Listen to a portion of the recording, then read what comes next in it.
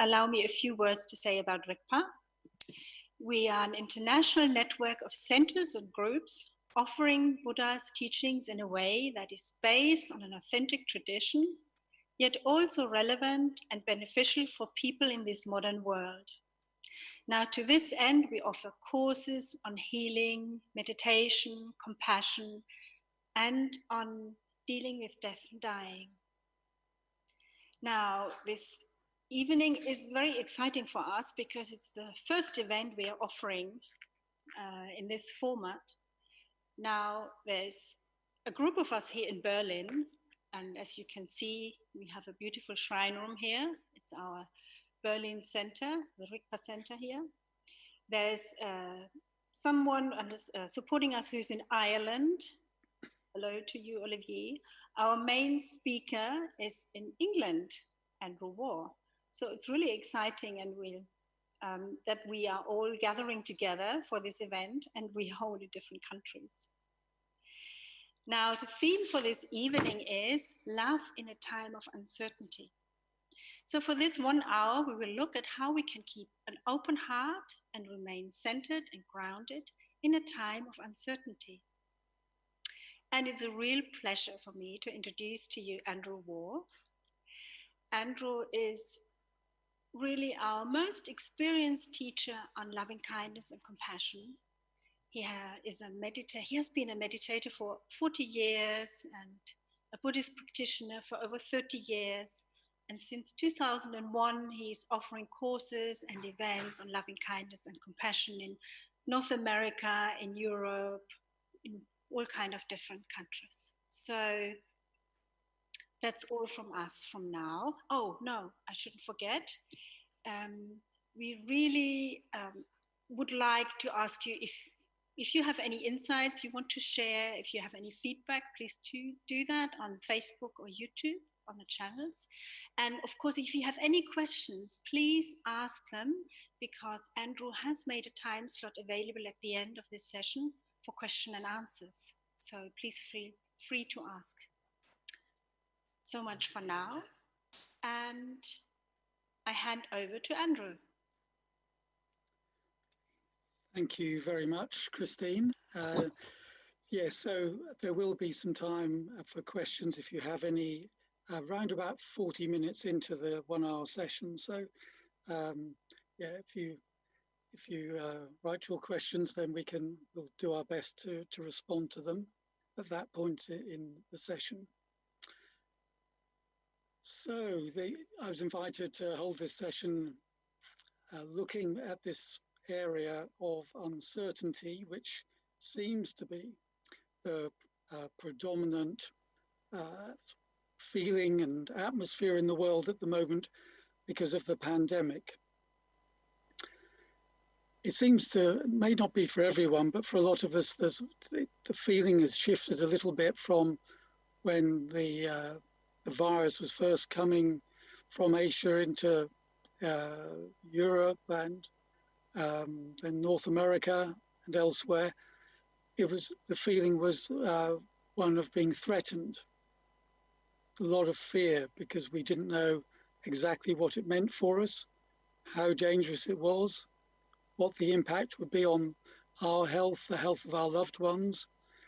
And so there was a feeling of crisis, particularly in the countries where it hit very hard and the health services were in danger of being overwhelmed. So that may still be very true in a lot of places, increasingly so in some countries, but also for many of us in different places around the world, that feeling of fear of the virus has now shifted more into all the anxiety that there is about what is going to happen in the future in ways other than just our health.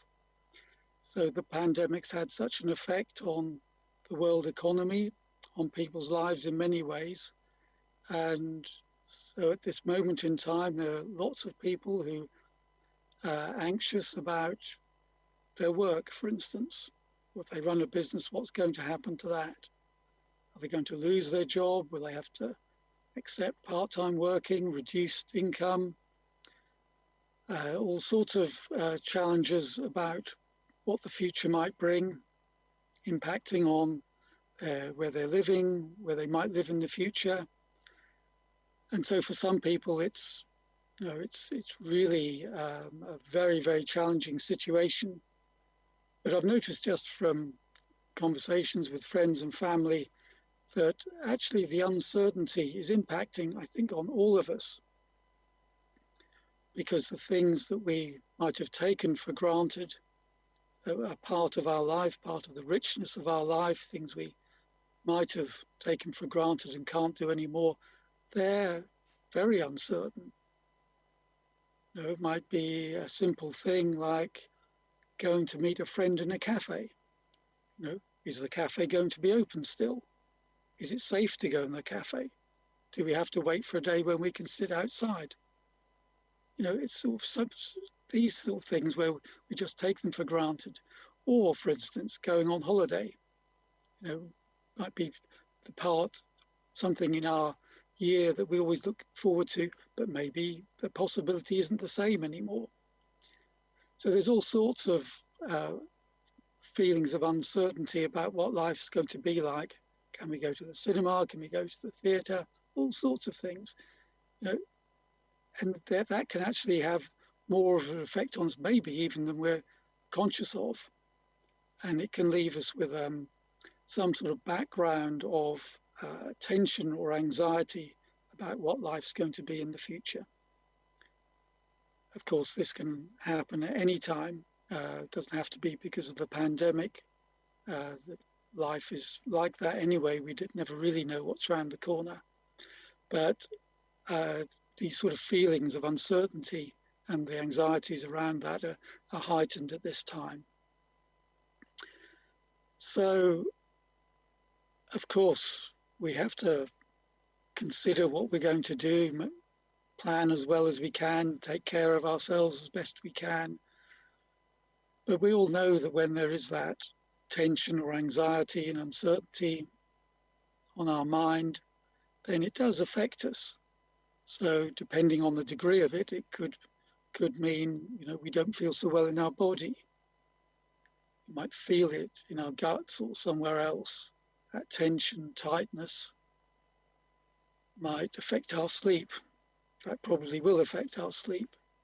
It can affect, the ongoing narrative in our mind about what life's like.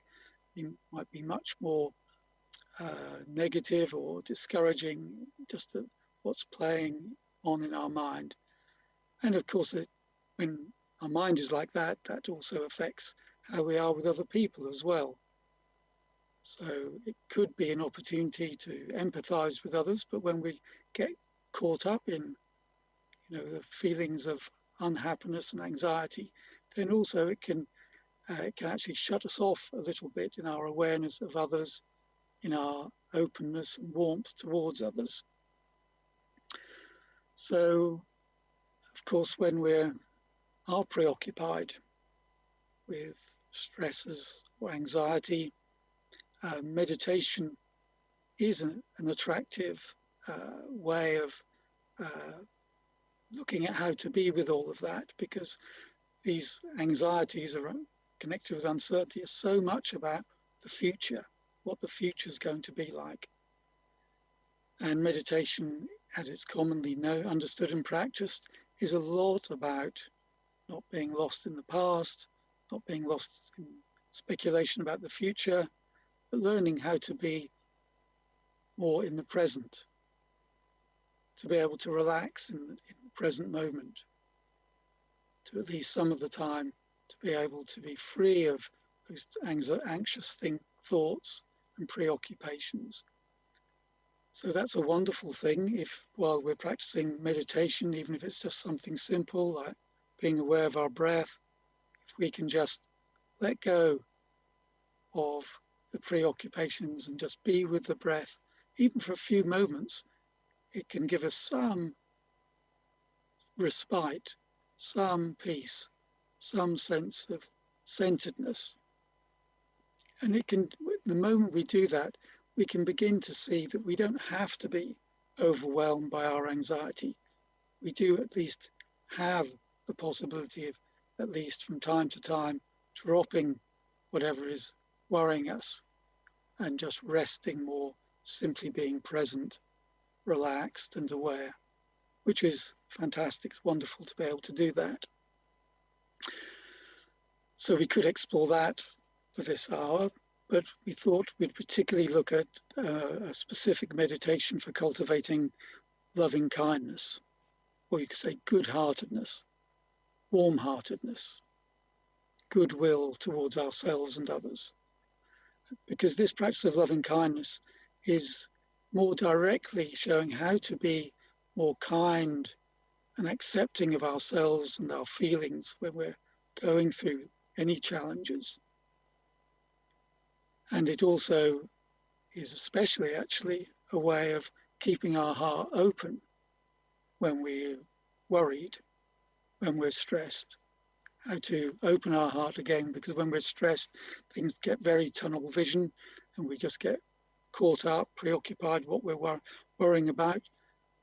But through the practice of loving kindness, we can get some relief from that by expanding our heart and mind, understanding how others might feel, wishing the best for them. So that's what we're exploring, and we're going to begin to do that now with a contemplation which will show us a little bit about the methodology and how to practice loving kindness meditation. So if you'd like to, if you can sit reasonably upright, that will be best. And you can do these meditations with your eyes open or closed as you wish.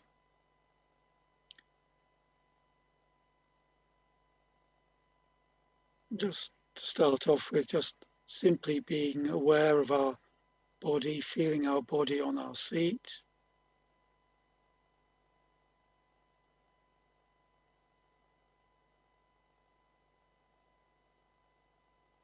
Allowing our breathing to be relaxed and at ease. Relaxing our belly if that feels a bit tight.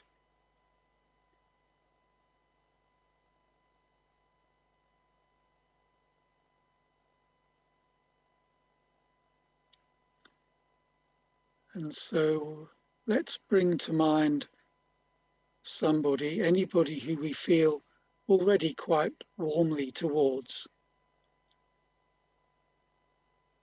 Could be a friend or somebody in our family or anybody who we value for being in our life, feel positive towards them.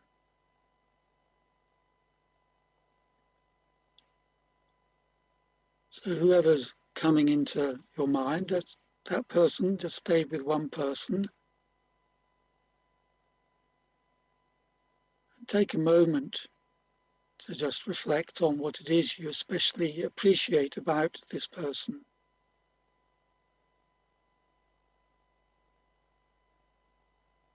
You could even mentally list things that you like or appreciate about them.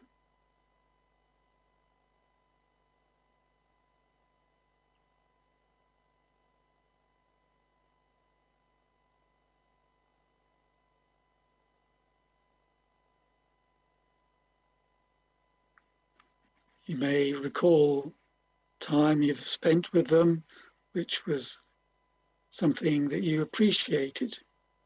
Maybe it was a happy time. In some way, being with this person was uplifting for your spirits or supportive in some way.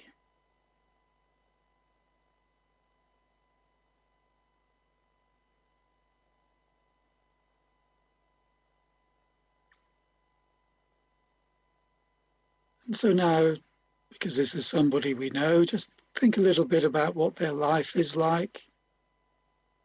They might be feeling at the moment, things that might be going well in their life, but also things that might be challenging for them. Maybe it's connected with uncertainty, maybe it's something else.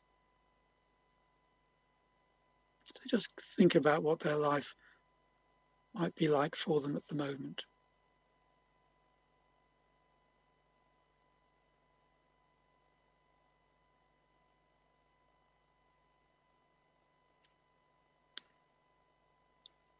And then we consider, well, what would we wish for this person? How would we like this person to feel at this time? How would we like their experience of life to be? So just put this question to yourself: what do I wish for this person?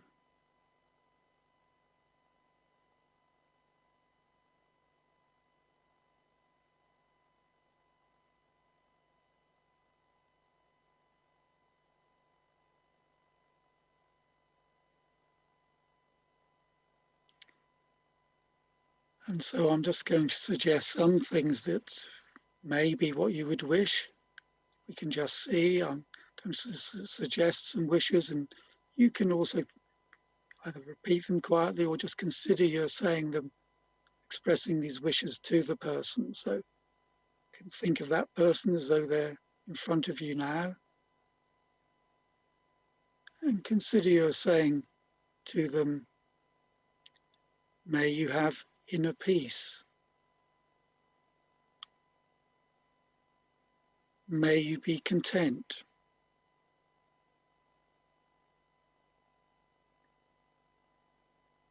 May you be joyful.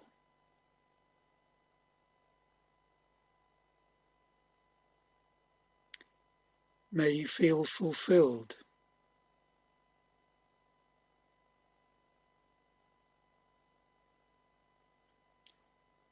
May you be free from any harm. May you be safe.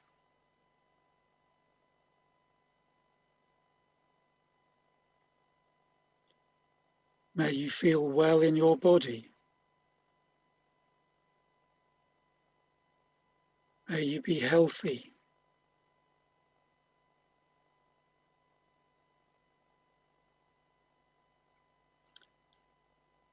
May you be free of fear or anxiety.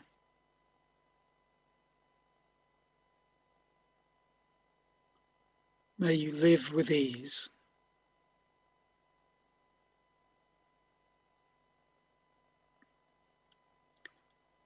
So these and any other good wishes you might have for the person, in loving kindness meditation, we just bring all these good wishes together into two simple phrases.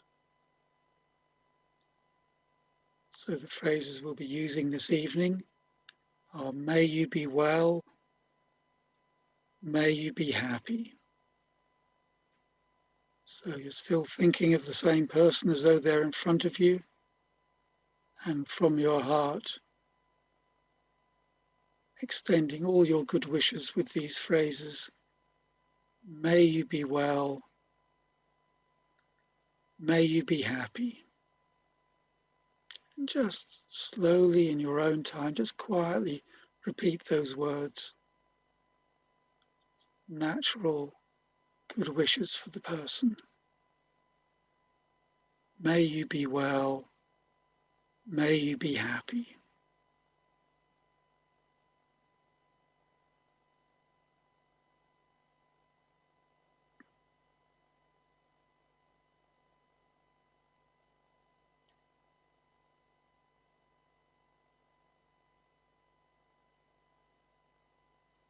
And now imagine that all your good wishes for the person are realized and they're looking perfectly well and happy, smiling, radiant. See them that way.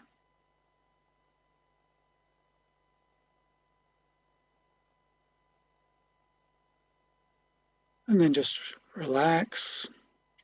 If you've had your eyes closed, you can slowly open them now.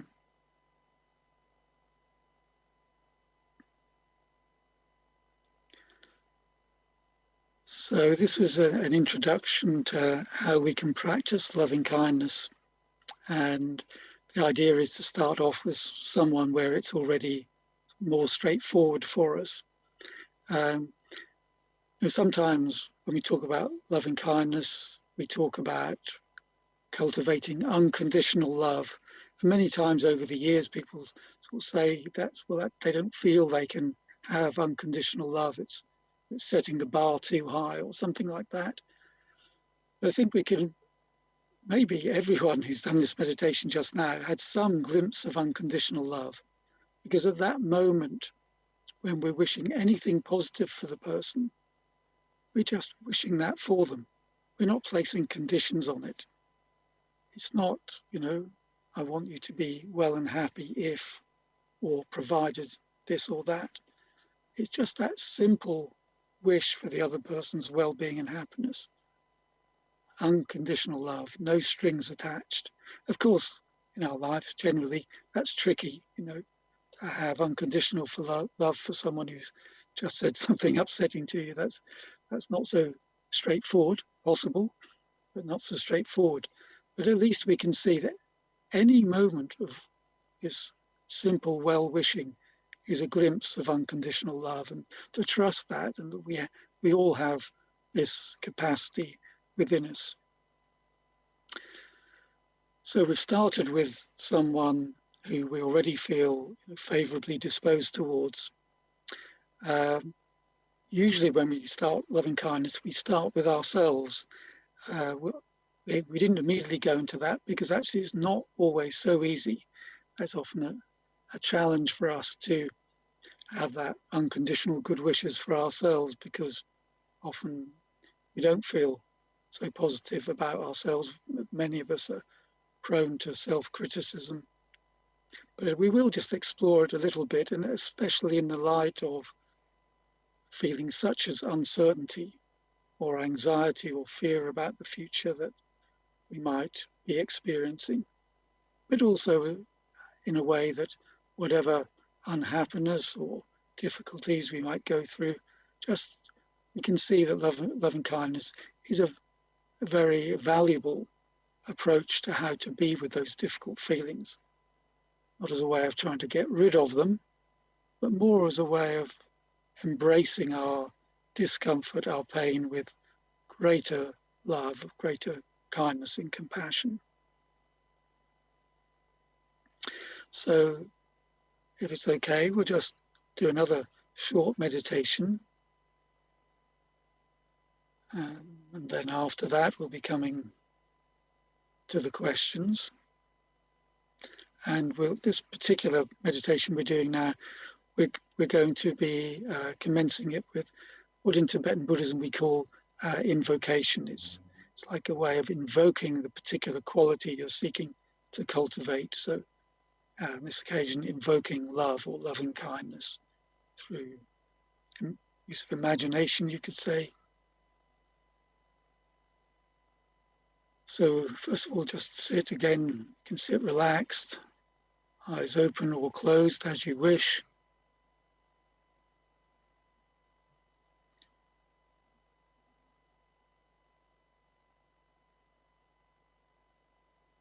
And so this time we're going to start with considering that we're in the presence of anyone who's been especially loving to us at this time in our life or at any time in our life.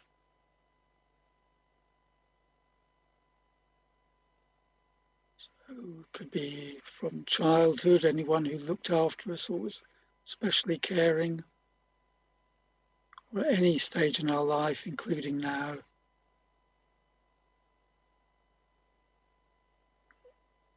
Anyone we especially appreciate for the kindness they've shown us.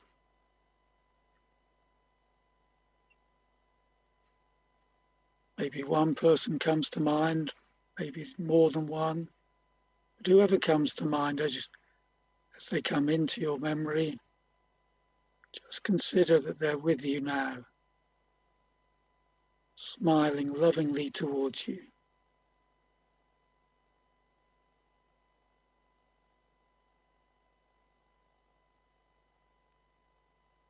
As they gaze lovingly towards you, that gaze is an expression of their simple wish for your well-being and happiness.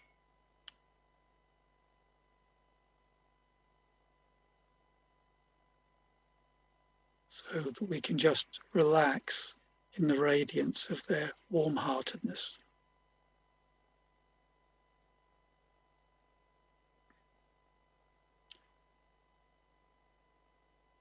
Or if there's someone renowned for being loving, someone you admire, you may not know them personally, but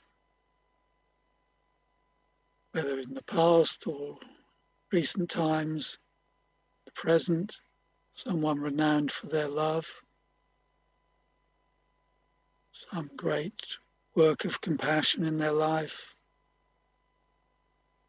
For some, it might be some spiritual figure that's meaningful for them. And again, whoever comes to mind,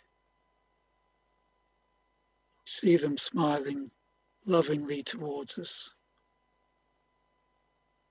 We're simply resting in the ambience of their love, the environment of their care.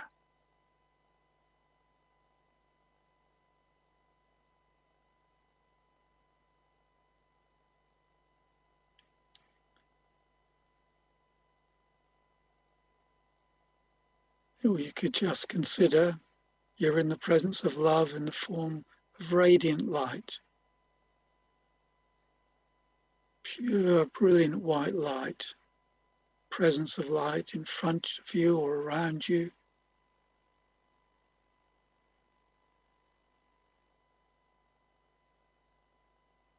Whatever's most vivid in our imagination, we just consider that we're in the presence of love and open our heart. We could say, may I receive this love. May my heart and mind be healed with love.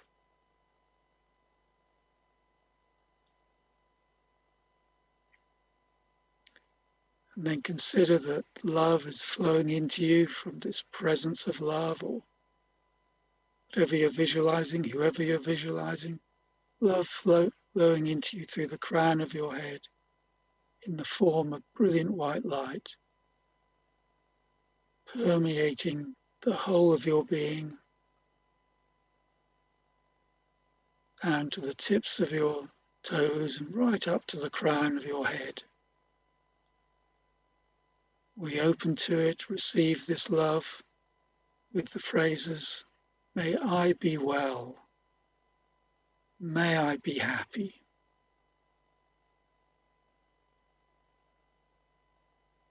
So this love is flowing in like a rich healing nectar,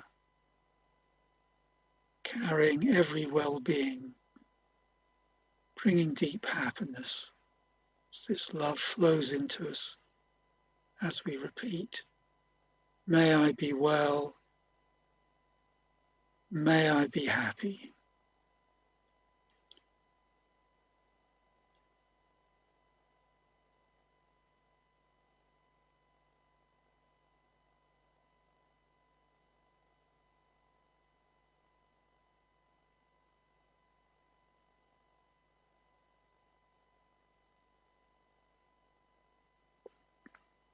So consider it's coming into you and permeating all the cells of your body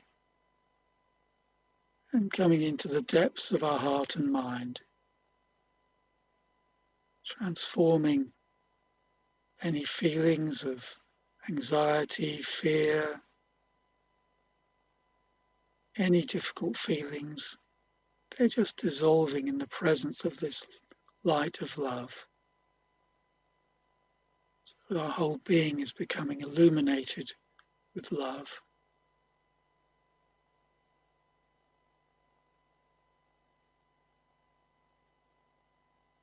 So now trust that we're empowered with love, connected with our innate good-heartedness. And so our heart is now radiant with love so much that we can embrace any feelings that arise within us with love. We can wish everything for ourselves that we wish for the person we most care for in the world.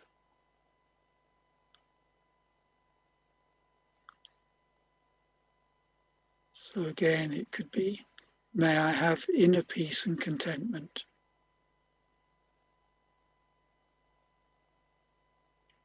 May I be joyful. May I love and accept myself unconditionally.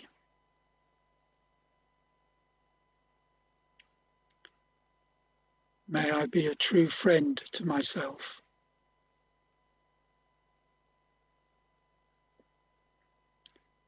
May I be safe.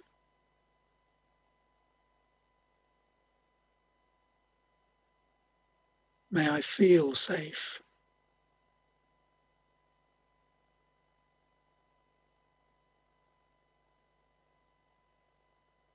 May I feel well in my body. May I be healthy.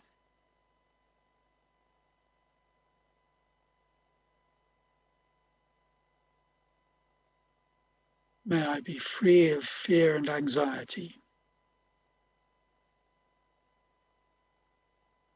May I be relaxed and at ease. And again, we bring all these good wishes for ourselves into these simple phrases.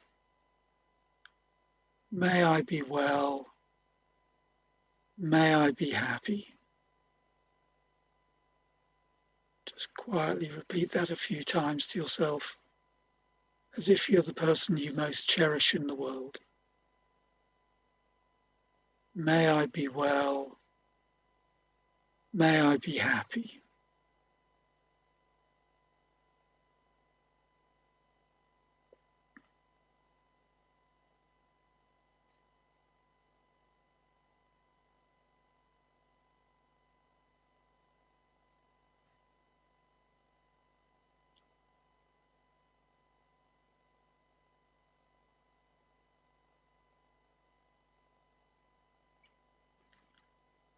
And now consider that your wishes for yourself are fulfilled. So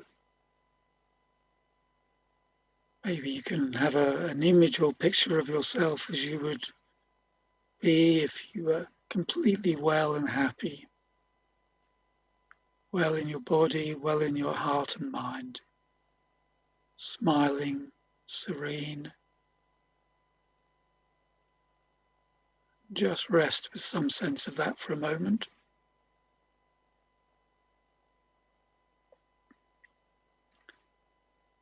Slowly opening your eyes if you've had them closed.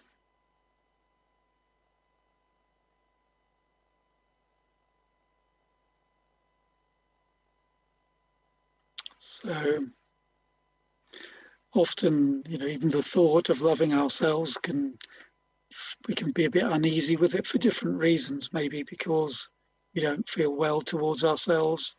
Could be many other reasons. Maybe it seems a selfish thing to do. We're exploring loving kindness to develop loving kindness for others, which of course is what we're moving towards. But actually, it really helps. Well, first of all, as a human being, we all have a natural wish to be well and happy. It's like the most basic wish that we're all born with.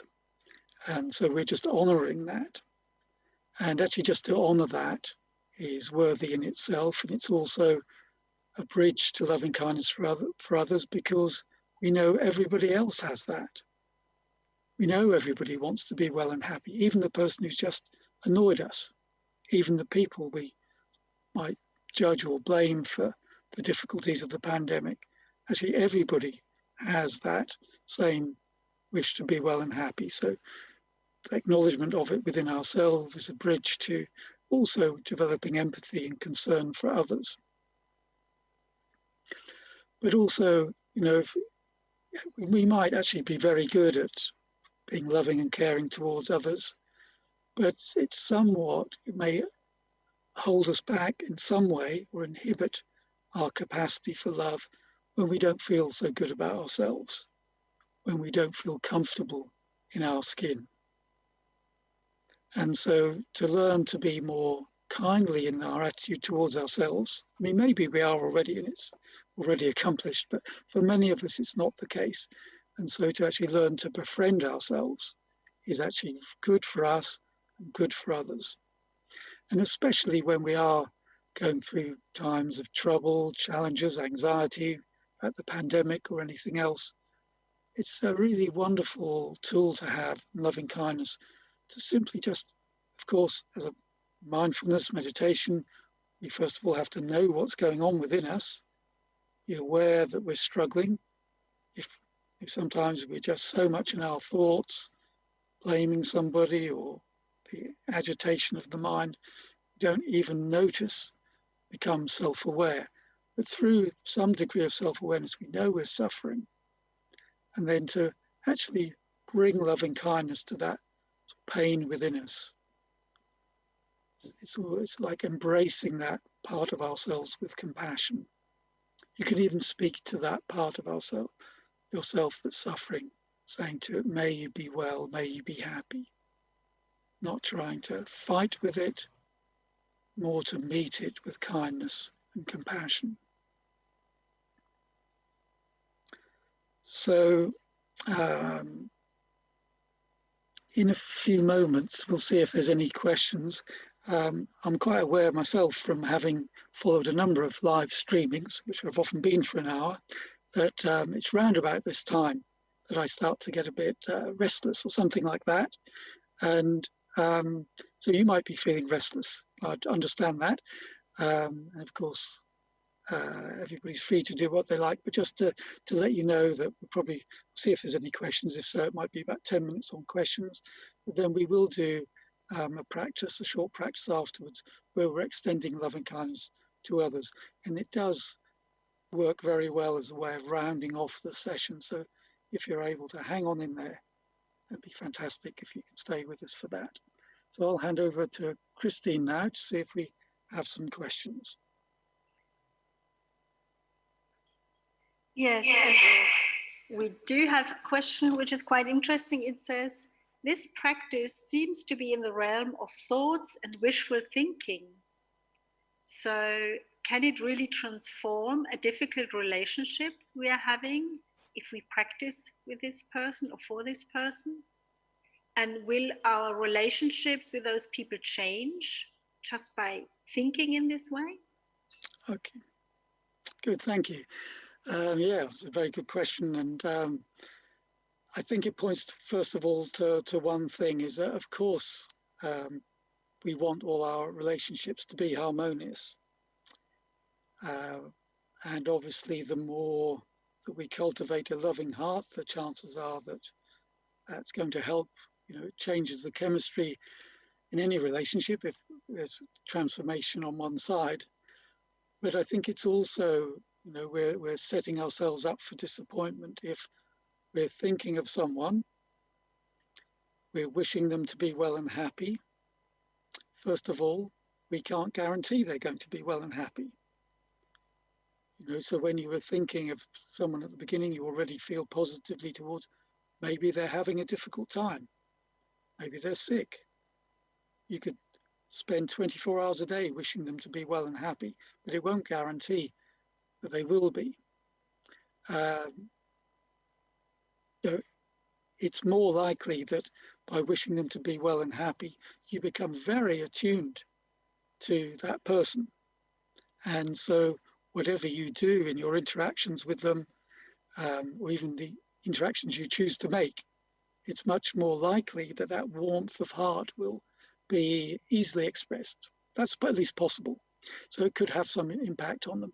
And so when there's a difficult relationship, as I think the questioner was suggesting, well, if this is just wishing them to be well and happy, is it going to change the relationship?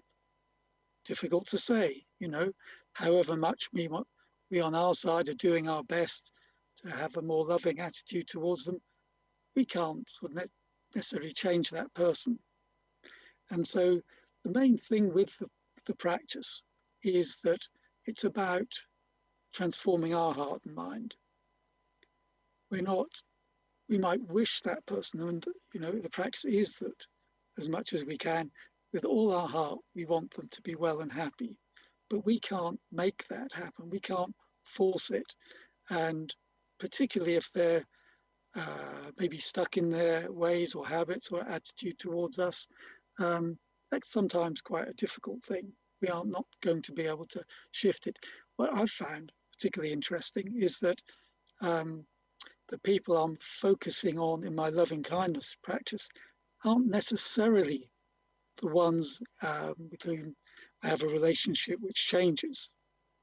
It's more like, because I'm doing the practice, it's like any interaction I have, at least some of the time, is more positive and harmonious than it might be otherwise, because you're focusing on cultivating good-heartedness.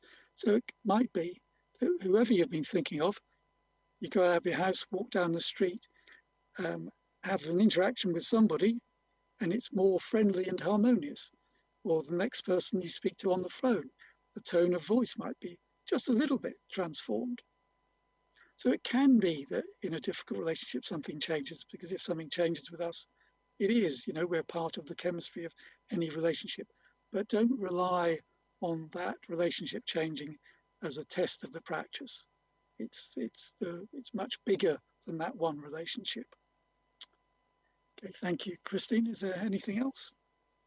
Maybe you can say something about this question that comes up very often when people encounter loving kindness practice.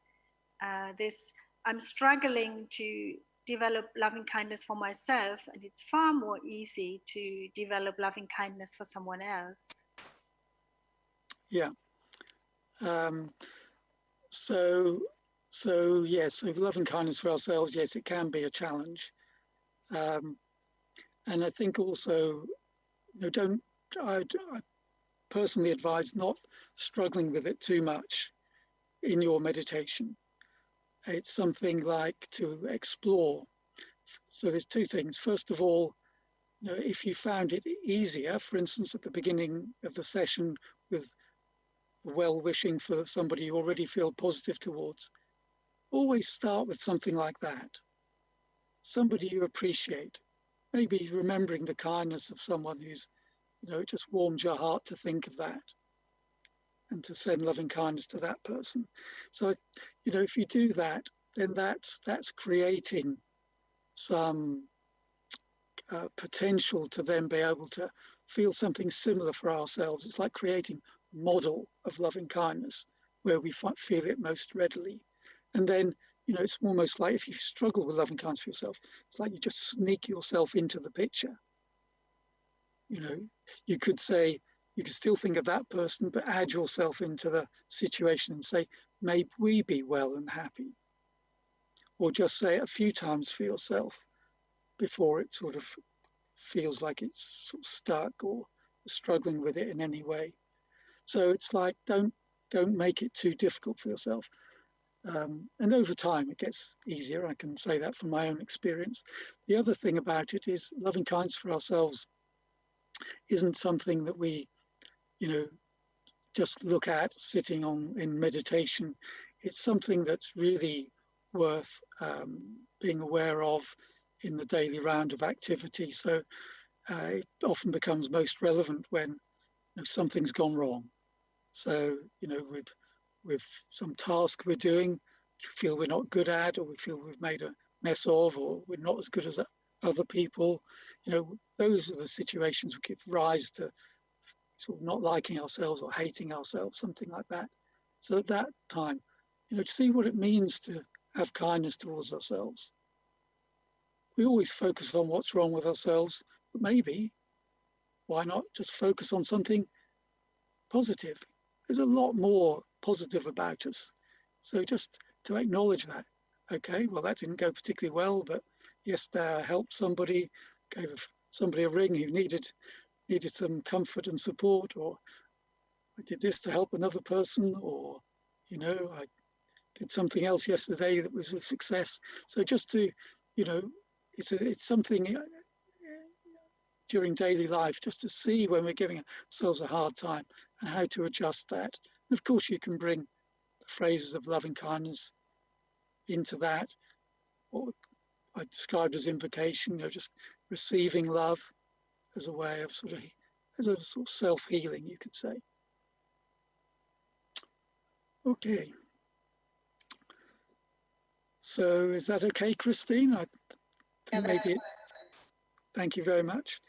So what I'd like to do now as a way of approaching the conclusion of the evening is to do another just very short meditation where we're beginning to extend it to others, just to give some picture.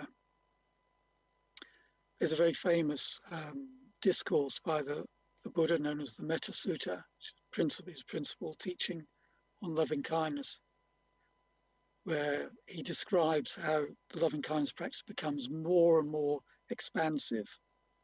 So it's, for all types of people, all groups of people, including the ones we'd might normally ignore or be less favorably disposed towards.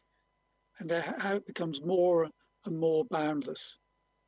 It says spreading upwards to the skies and downwards to the depths, outward and unbounded, outward and unbounded. So it has this feeling of boundless love. But that's an approach that might, again, seem beyond us, but we'll do a short meditation where we just see how we move in that direction. And so, again, if we can sit comfortably, eyes closed or open as we prefer. Feeling of just resting in our,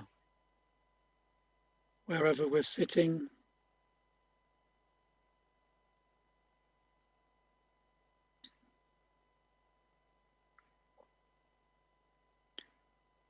Maybe we could start again with somebody we feel appreciative of, maybe the person we thought of at the beginning of the session, or anyone we feel grateful to for the kindness they've showed us at any time in our life.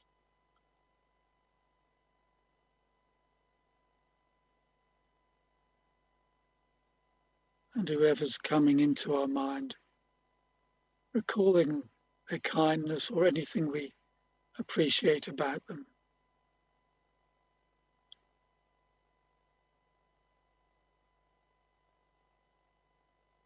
And however that person is in our mind's eye, we express our appreciation of them.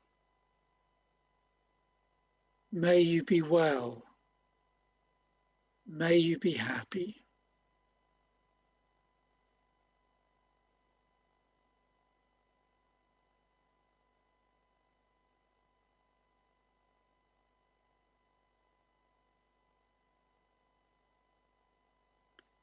And then anyone else we feel close to, maybe we have a good friend who comes to mind,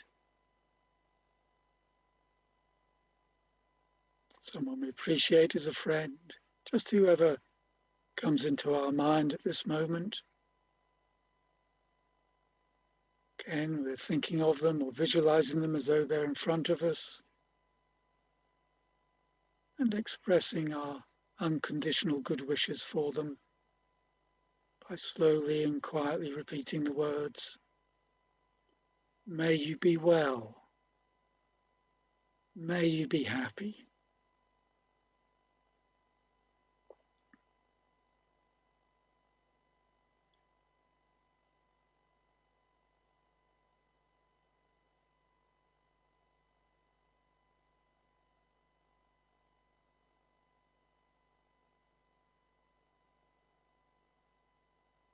And we can extend the same wishes to people who we don't know so well. It could be somebody we see walking down the street, past our house sometimes, or in a local shop, or a neighbour we don't especially know, but we see them.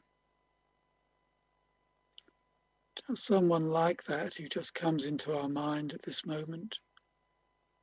No particular like or dislike, but just another human being. That same wish to be well and happy. May you be well. May you be happy.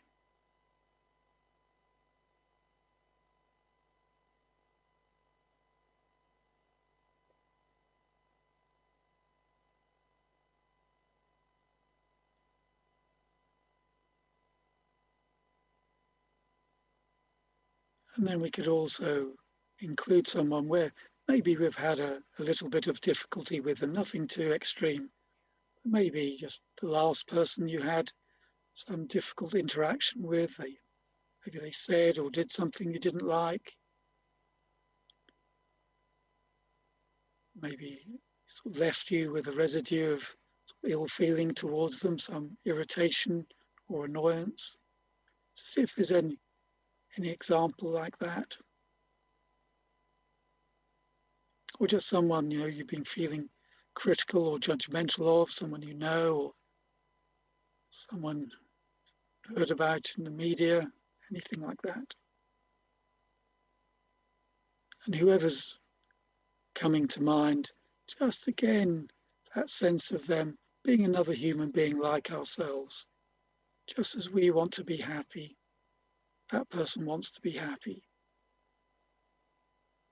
Just as we don't want to suffer, that person equally doesn't want to suffer. And whatever we might be thinking about them, there'll be something good about them which we may or may not be aware of. Some quality, at least to someone, they show kindness. So we don't have to agree with what they do or did, but we can extend good wishes to them. May you be well. May you be happy.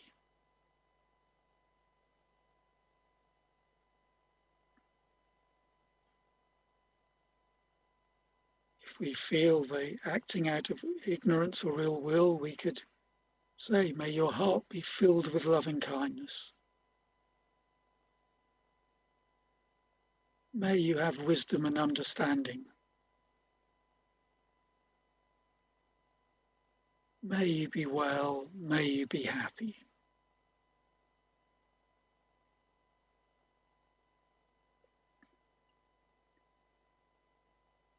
And then we can extend this out more broadly, so to the area where we live.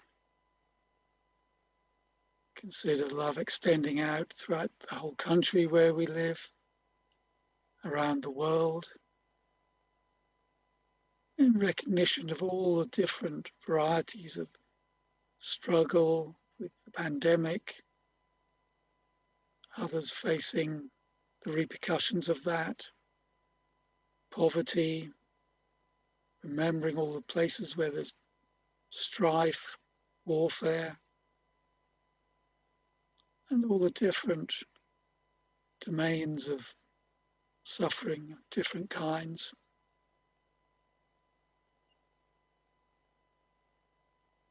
Including even those who we feel might not be suffering. We don't know. May everyone be well. May everyone be happy.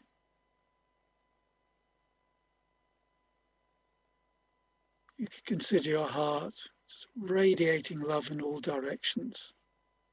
In front of you, to your right, behind you, to your left, above and below, with the wish, may all beings be well. May all beings be happy.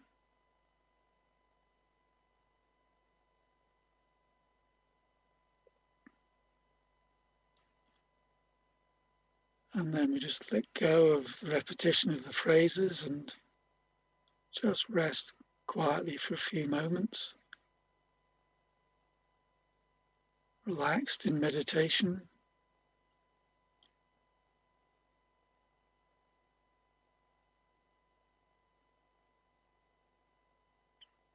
Slowly opening our eyes if we've had them closed.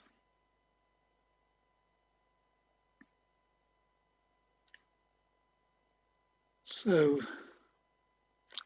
thank you for staying with me through that. Just a couple of things before I hand over to Christine to close the session.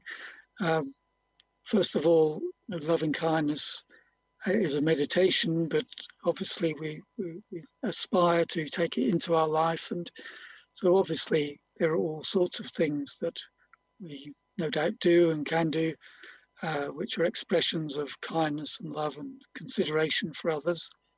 And we should, we can value that. That's essential. It's, it wouldn't feel right just to sort of leave it as a meditation, but also we can make a bridge between the two by, as we're walking down the street, standing in a queue, or wherever we might be, just use the phrases of loving kindness for whoever we see, whoever we're aware of at any particular time, just to take a moment. That will help us to stay centered, help us to be less caught up in our own distractedness, our worries, anxieties. It's about pandemic or just anything. So the phrases are very useful that way to be able to take into daily life situations. And then also, sometimes love seems such like a big word. Compassion seems such a big word, but actually we can all, do something in this direction. I'm sure we are, but everything we do, even, spending this hour focusing on loving kindness, it's, might just nudge us. It has some sort of result where in our life, we're just a little bit kinder to someone. We remember someone to keep in touch with. We realize someone might need a little bit more support, less criticism, So, and, it could even just be some friendly interaction with a stranger, or could be anything. But the thing is, it makes a difference.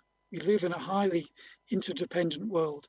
However we are, we don't have to be scared by this. It's very empowering. However we are, it has effect on others. We can't avoid it.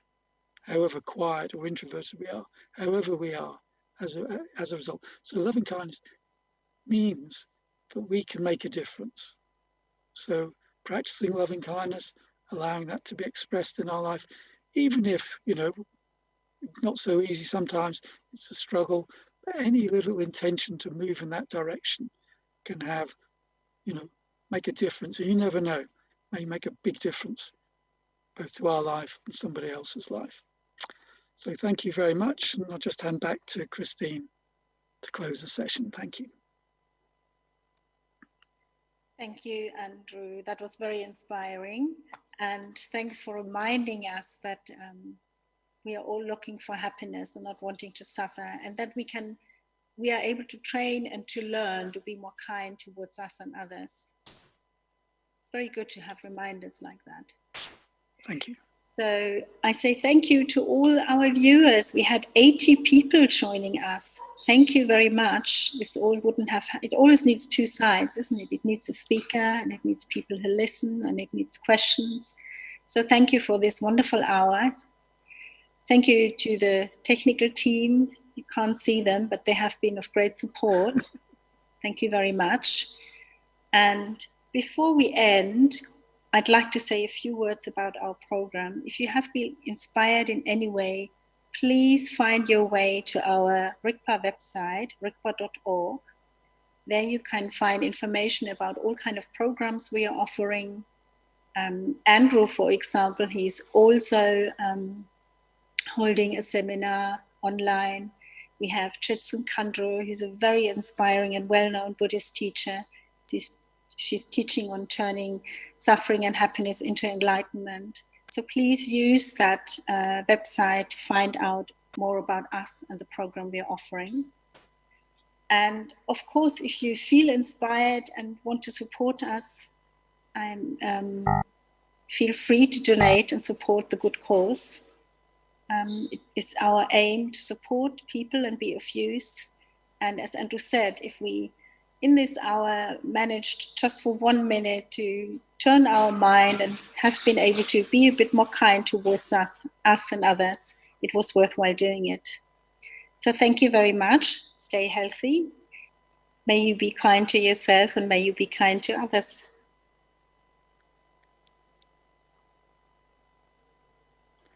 Bye, everybody. Thank you. Bye.